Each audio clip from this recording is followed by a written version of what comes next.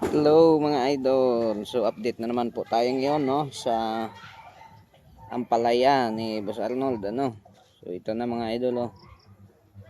So nasa 200 na piraso to no. So kung makikita nyo mga idol, napakaganda yung kanyang paglaki ano. At saka ito na, mayroon na siyang bunga at ito yung kanyang mga dahon. Wow. Napakalapad ng kanyang dahon no. Batang-bata pa pero napakaganda yung kanyang paglaki. So ito na, naka ano na siya oh, naka lambitin na dito sa kanyang ano, lubid. Yan. So sa mga hindi pa nakapag-subscribe diyan no, subscribe niyo na yung aming YouTube channel para updated po kayo sa lahat ng mga video namin ano.